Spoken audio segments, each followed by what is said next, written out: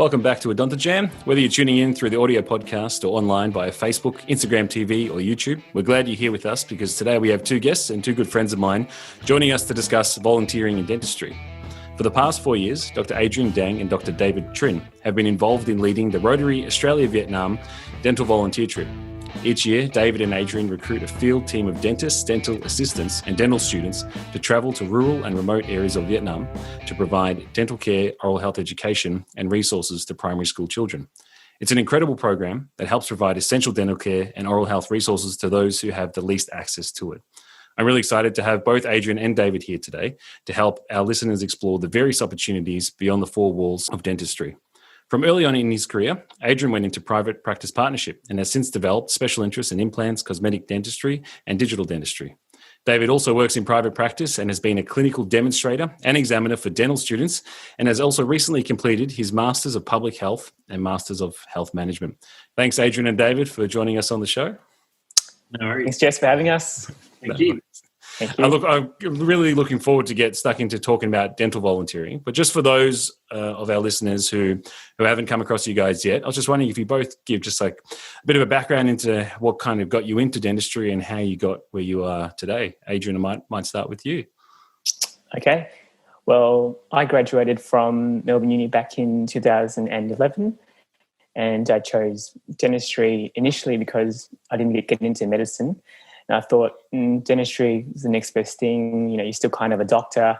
And Asian parents were happy enough with that.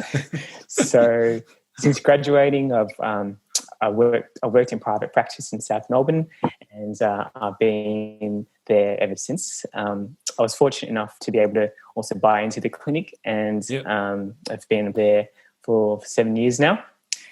And I always knew at some stage I wanted to own a practice just to have the autonomy and the job security that came with the ownership. But I didn't expect it to be this early on in my career.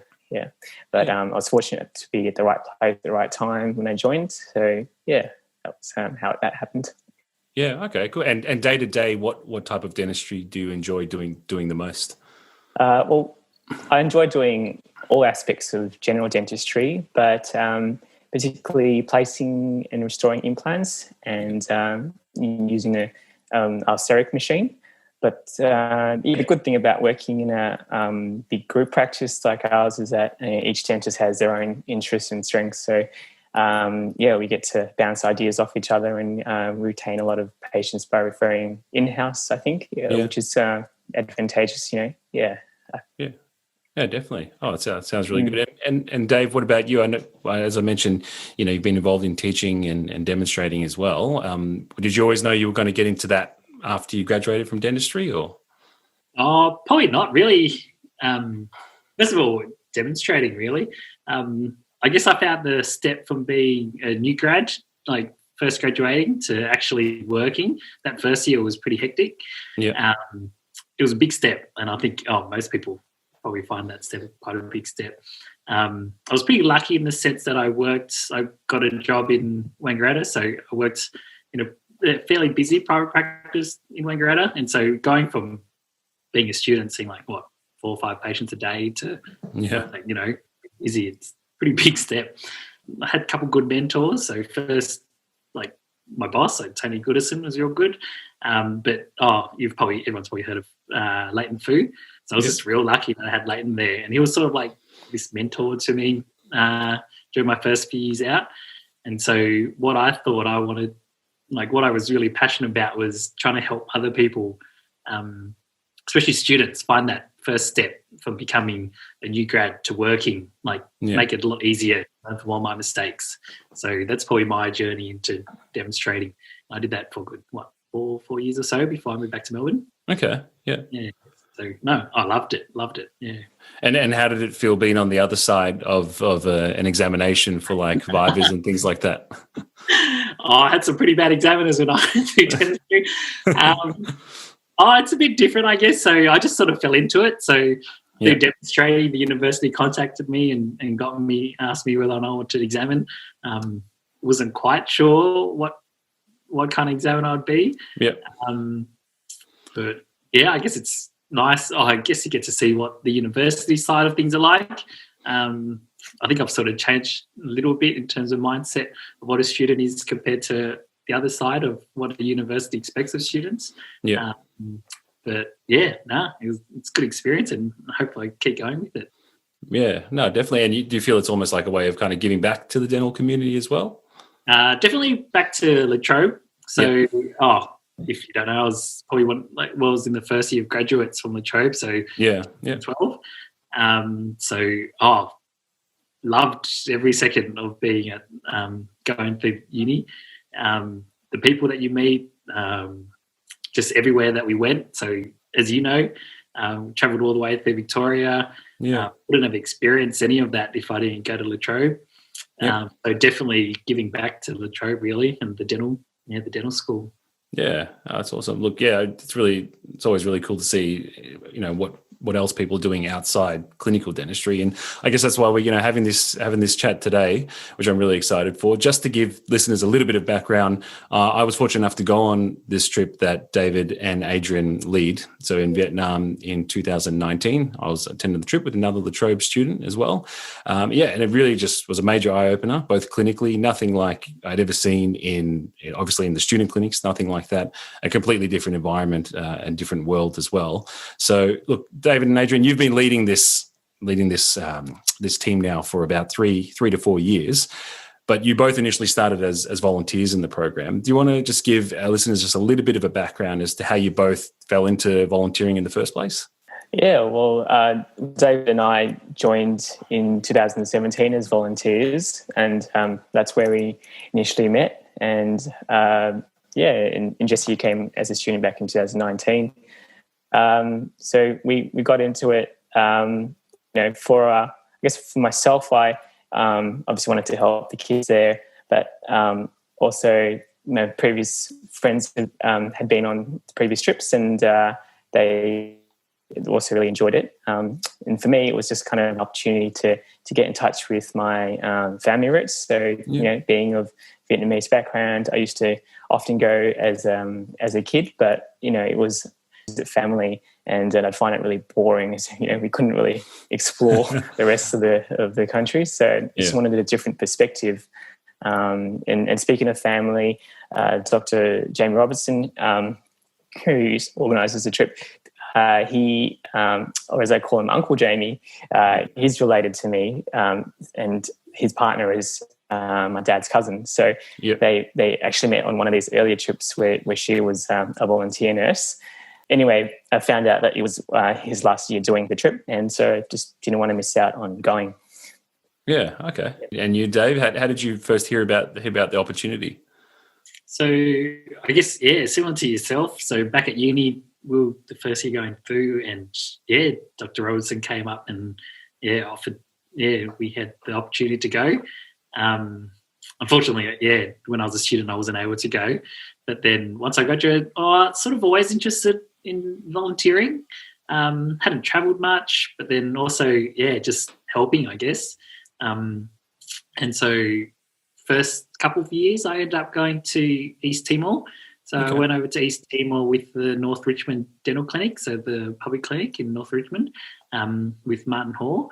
And, amazing. Like, I'm guessing similar experience to what you found. Just really opened my eyes to how lucky we are, how grateful I should be with everything we've got. And so from there, I've heard, similar to Adrian, I've got a couple of friends that end up going on the trip too. And they absolutely loved it. I think one of the hard things was in Timor, I couldn't speak the language, so I learned a few words here and there. So I found communication really hard. Like, that was a big step for me. And so going on this trip, I guess, my Vietnamese is pretty average, but at least I've got some sort of background in it. Never been to Vietnam either, so going on the trip in 2017 was the first time I've actually been back. So just to experience the country, and then from here, I guess, haven't looked back really. Yeah, that's awesome. Well, you guys definitely haven't looked back because you've now taken over the program. How did that initially? Is that something you ever thought would happen, or is it just something that kind of fell into place as you were finishing up a volunteering trip earlier? Yeah, well, when we first went back on the trip in 2017, Dr. Jamie mentioned that at the time it might be his last time organising the field team. So, I mean, we thought it was a shame. It's such a great program, and it's been going on for so long. So we thought, also the Vietnamese locals, they wanted us to come back again. And we knew a lot of the Vietnamese kids would benefit from future trips. So, Dave and I discussed it, and as soon as we got back to Melbourne from the first trip, we immediately knew that we had to go again. And I guess, we've organised a couple of trips since, and look forward to continuing the program. Did it feel like you mentioned it's been going on, it's about nearly 3 decades, is that right? Yeah, it's been, sorry, did you want me? Like 29 years it's been going on for? It's so much since the first trip. Yeah. Yeah. And so then, so 29 years, nearly 3 decades, did you feel that was a pretty big responsibility to kind of adopt? Oh, real big. Yeah. So big shoes to fill. Yeah, massive shoes. So when we first went, just like the people that Dr. Robinson knew, so all the contacts that he's known and for so long.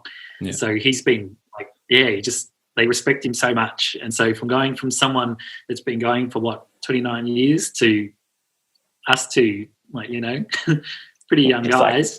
Two chumps.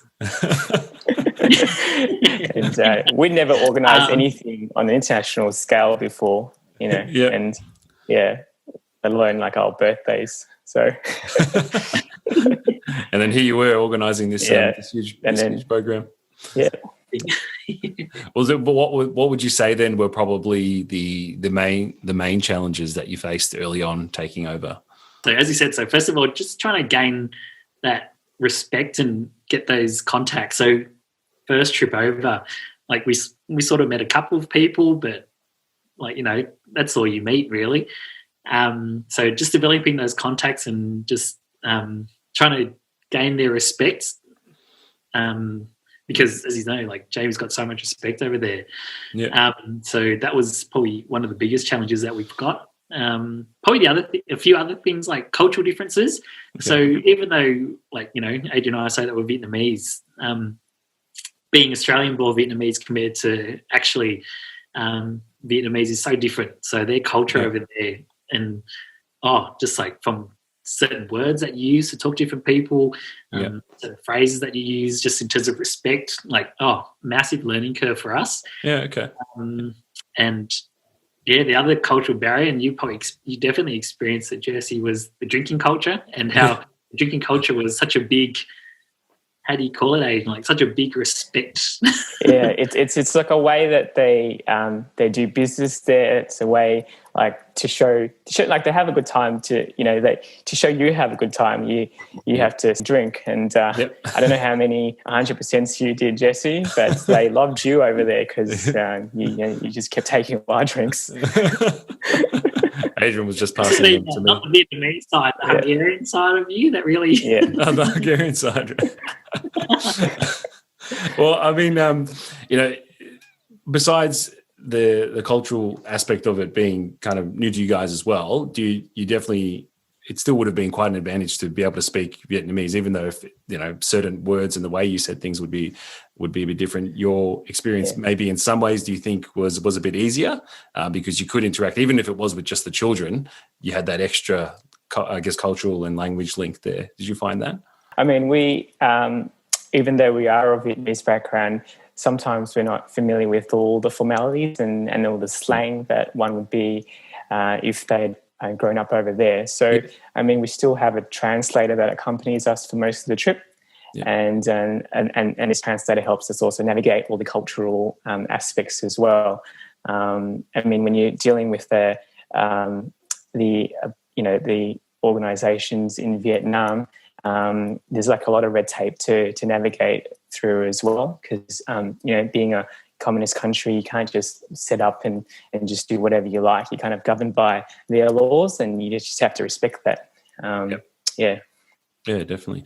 And just for our listeners who aren't aware, there's actually 2 teams that go on this trip. So there's a a field team, which are the people that are doing the treating, which is the team that both of you lead. And then there's a specialist team that actually stays in Ho Chi Minh City at the hospital as well. Could you just shed a little bit of light on the main differences there? Yeah, so we've got a surgical and specialist team. And so the surgical team is associated with developing, they treat cleft lip, cleft palate cases over there and help develop and teach surgical techniques. Some real respected oral surgeons go, and there's ones that go every year. So Mr. Rowan Story goes, and then Bill Besley and a few others.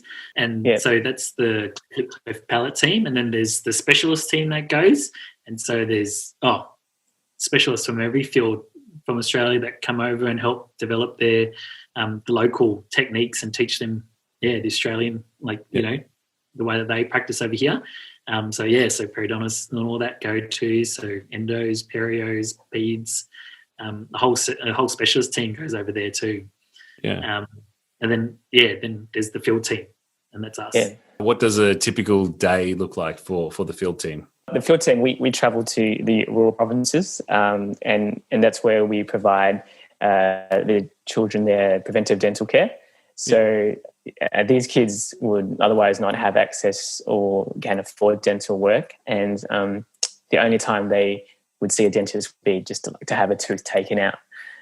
So the kids we see around 12 years old, and kind of by that stage they have most of their adult teeth, and just usually just more compliant.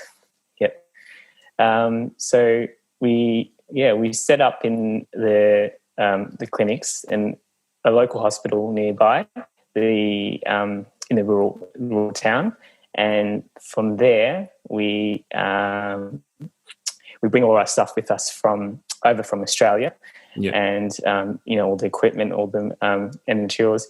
The hospitals would have some would have a dental chair, but most of the time, just due to lack of maintenance or they're not really used, so that they don't work that well. So we're really reliant on our portable units that we bring over, and our compressors as well, just to provide all the high and the slow speed function. And if there's no dental chair, we'll just kind of improvise with a table or whatever else we can find. Yeah. So and is that quite a big logistical task to bring all that portable gear over?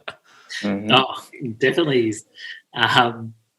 From materials to equipment to just everything that we use is all sourced from Australia and all brought over. The shipping, we're very lucky that La Trobe donated a few dental units, and just that took me probably a few months to actually get transported over. And as you know, it only got there halfway through our trip. Just the logistics. Better late than never. That's true. That's true. Yeah.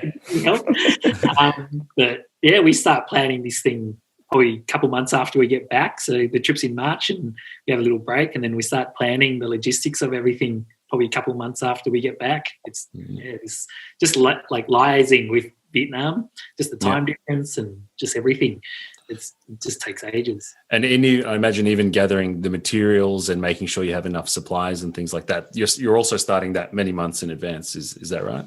Yeah, we usually give it about 6 to 8 months to plan, and that gives us enough time to organise the logistics as well, the dates and travel, accommodation. We need to service our equipment when we're back here in Melbourne, and hustle for materials from the suppliers. Yeah. We're real lucky, very lucky that ever since we've taken over, it was a big learning curve. So the first trip that we went on, it was sort of planned for us in terms of how much we needed. So we didn't have too much of an idea. Once we took over, it was just a matter of just Adrian and I having meetings and catching up and just trying to figure out how much of each material and equipment that we need.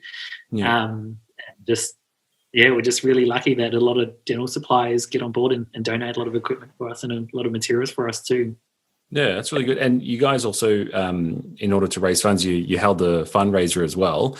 I know that was received very well within the dental community. Did you really feel that sense of support from the community back here in Melbourne?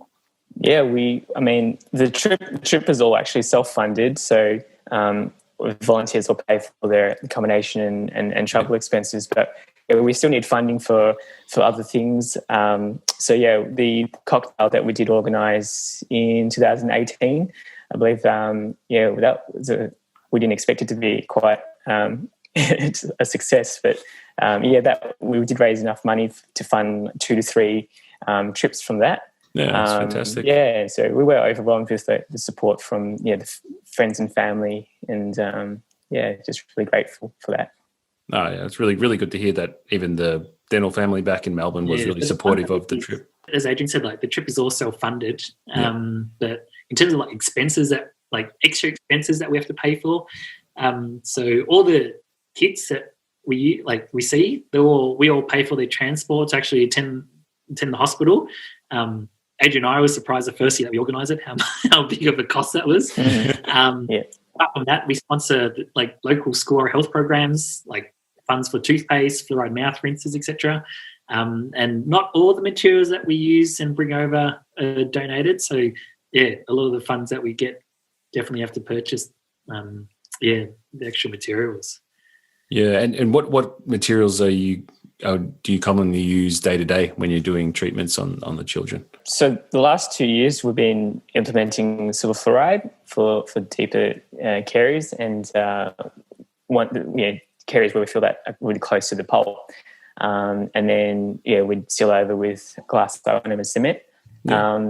And just mainly Fusion 9 for posterior restorations and fissure seals. Thanks to GC, we've been a long continued sponsor of the program. And for anterior teeth, we'd use resin composite where possible. Definitely. What are the? I know you mentioned about equipment and logistics being a challenge, but day to day, what are some common challenges that occur in the clinic and treating the children? I guess first thing is just when we first arrive on a day-to-day basis. The conditions are just crazy, as you probably know. Just for example, the dental chairs. So the hospital that we worked at last year, they don't have a dentist there, but they have a couple of dental chairs. You just don't know when you get there what condition they're going to be in.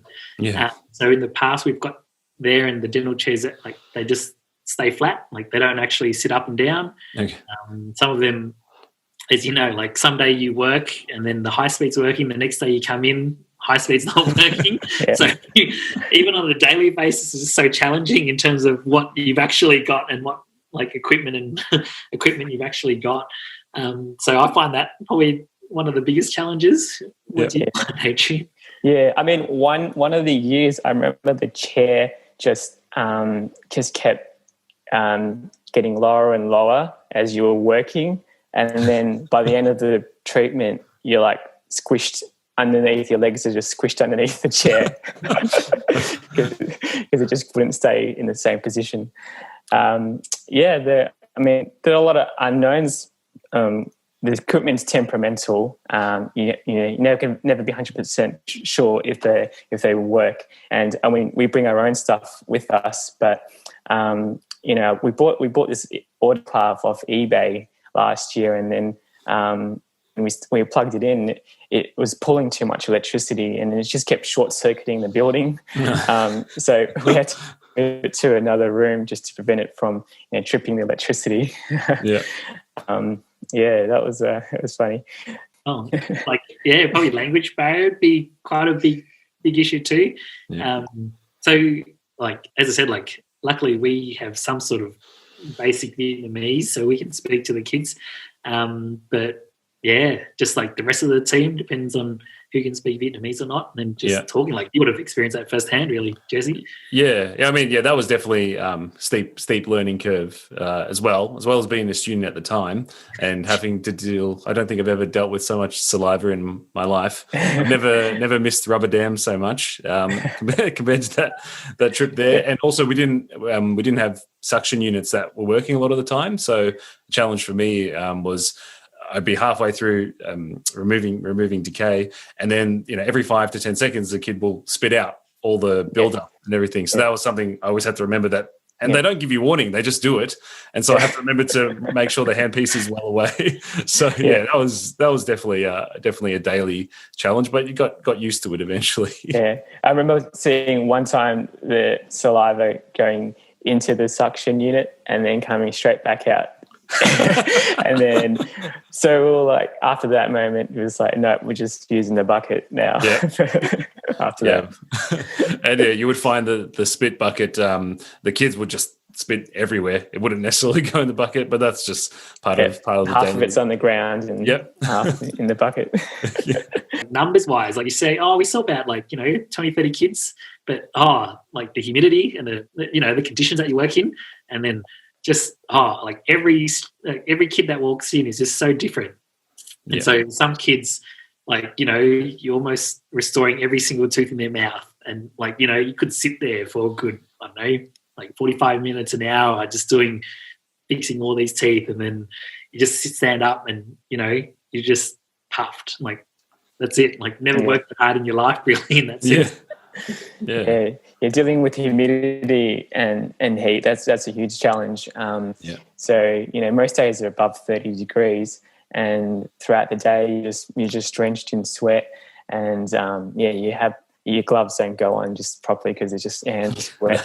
and then the fan's on full blast, but then that constantly blows off the materials, like all the articulating paper off the tray. So, and then the heat also causes the materials to set faster. So, we have to take that into account when we're mixing the capsules, and then or keep them inundated in ice. Yeah, I think one day we had someone just in charge of mixing all the GIC and then handing it to people so it was really, we had to work really, really quickly. So that was a steep learning curve as well. We had a good system going on by the end. By the end we found Pat. We had a dedicated mixer. What one thing I noticed about the children there is that they were it was almost like a field trip for them. They were so excited to come to the dentist, like the whole class of them, and you could always hear them outside after the appointment making noise and stuff. Now that was my experience when I went with you guys, but has that been a common theme, just the children being really excited to come along? Yeah, so when the kids come, as you know, the bus full comes, and then they all get off, and you hear this, straight away, they get off the bus and you hear all this giggling, and all they do is run up to the door and they just want to see what's happening inside.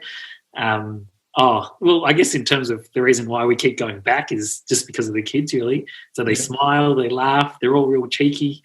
And then they come in and, you're doing some pretty extensive treatment on them. Yeah. And they walk out and, they're so grateful for what you've done. They still smile. They're so respectful. You just wouldn't meet kids again like that. Yeah, and then afterwards they're always up for a photo, and they want to take a selfie with you, and then ask you for your Facebook account. So, they loved you over there, Jesse, because you look like a legit foreigner. Yeah. How'd it feel being like a celebrity? I don't know about celebrity, but they definitely looked at me like I was a foreigner, which I was. But no, they were really good fun, and you could just tell the whole time that they were even just happy, even though there was a huge language barrier. Like they couldn't really understand me, I couldn't understand them, but it just goes to show you still able to build a rapport to an extent with them, because it's all body language and how you interact with them, the tone of the voice and everything. So even though I didn't understand a lot of things that they were saying, you could see appreciation on their faces. And I think that's like a pretty special feeling to have when you're in a completely foreign place as well. But it wasn't only clinical stuff we did as well. Like you also typically go out to schools as well and give a presentation. Yeah, last time you and I, Jess, we were fortunate enough to visit the local schools, and we got to speak at the assembly.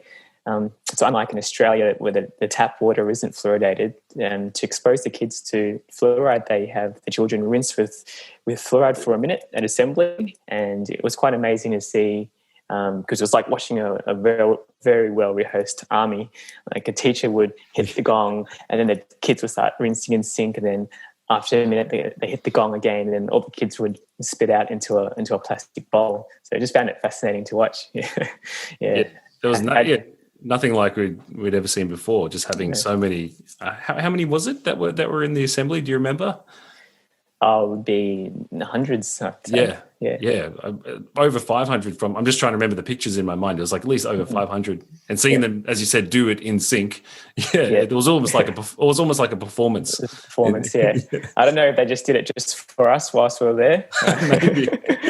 These are primary school kids, so these kids are varying from 4 or 5 years old, and they're still. It's amazing. Yeah, that was really incredible to see, and that was still done throughout the week, because it was just Adrian and I that went away that day. But I mean, you guys obviously organise everything, all the clinical stuff that we have to do the week. But as part of being the team leaders, you also organise all the, I guess, extracurricular stuff. So, what kind of activities do you routinely plan to do before we start the clinical stuff, and then midway as well? If you want to go into that a little bit. So, I guess when we first go, we land in, so we leave on a Friday in Australia, and we land, and we've got the weekend. So Friday night, Saturday in Ho Chi Minh. So, in Saigon. And then after, on the Sunday, we make the trek depending on which country town we go to. So generally it's a good 6-7 hour bus trip out to, on pretty tough roads. Yeah. Out to the rural town. So on the weekends, when we are in Ho Chi Minh City, we try and see some of the bigger. There's a lot of, I guess, touristy sort of things that, once again, similar I've never seen before.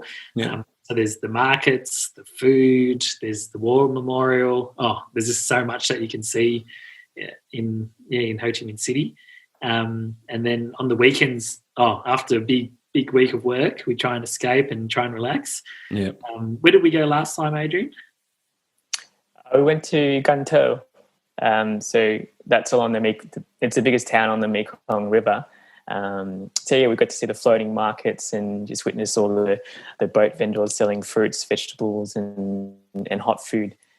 Yeah, so we try to incorporate a lot of sightseeing and touristy things into the trip where we can, and I just think it helps us really prevent us from burning out from just working the whole time.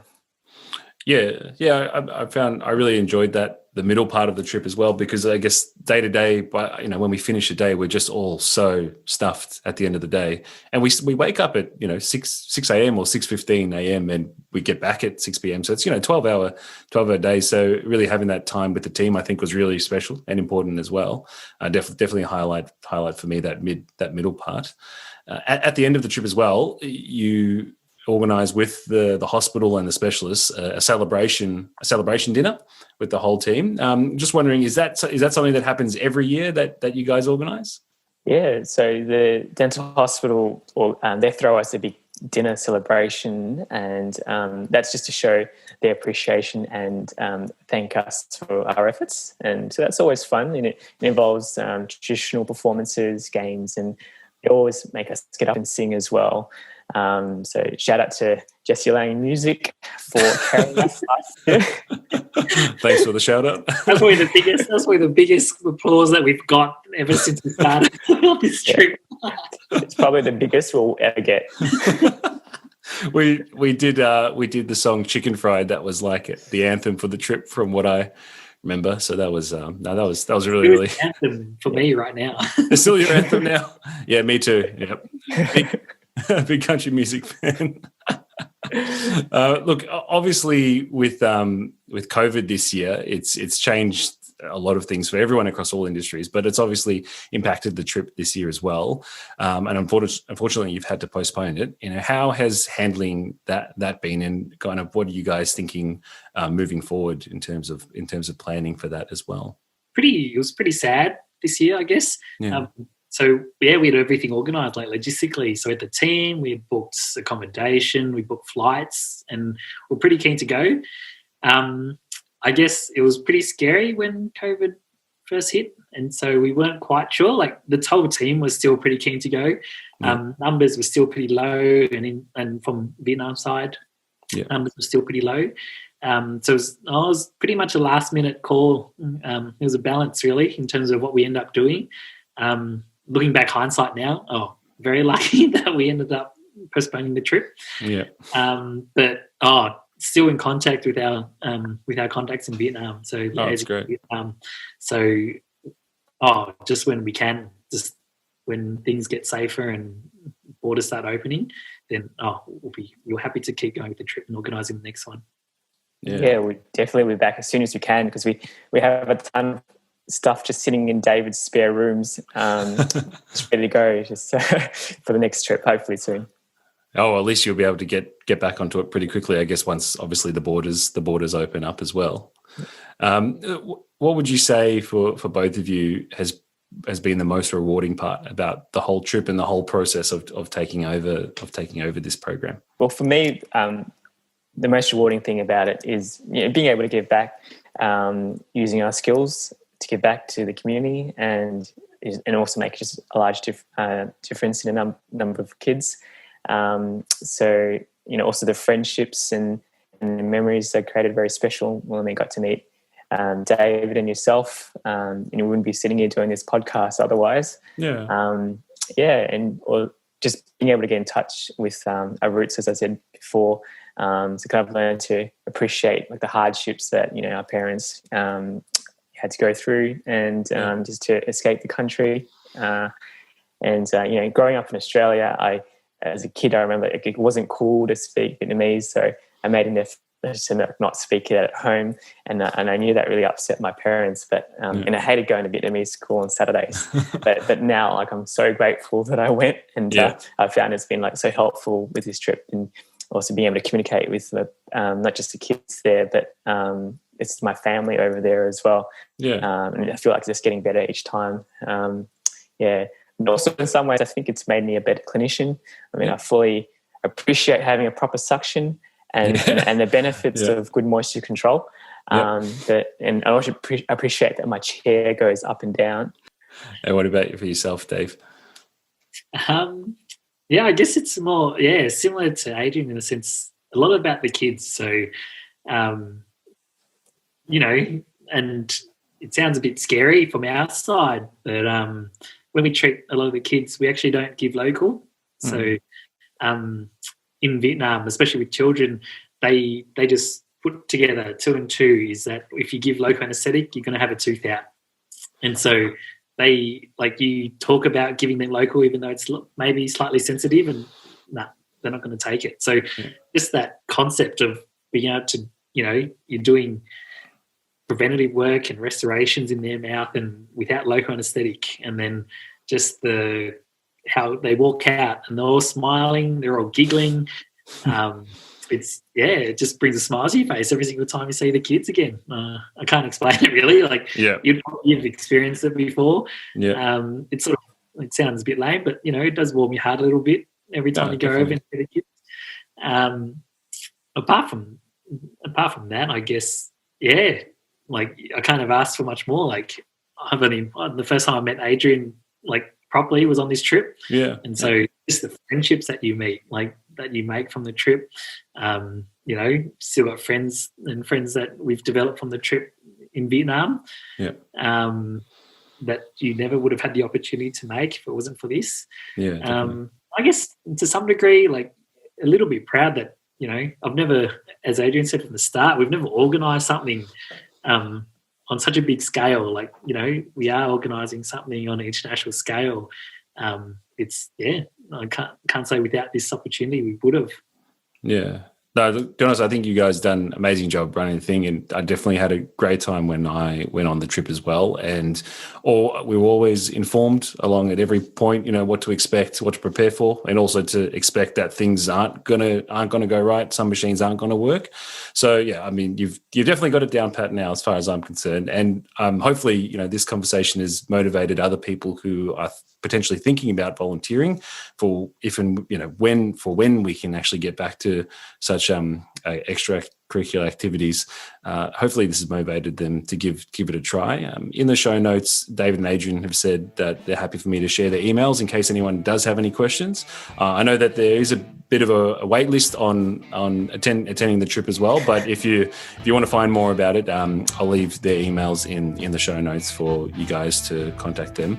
Look, thanks so much, David and Adrian, for joining us. It's been a really enlightening conversation. It was really great to catch up with you both again, and I hope you guys stay safe over the next couple of months. Thank you, Jesse. Thank you very much. Thanks, Jess.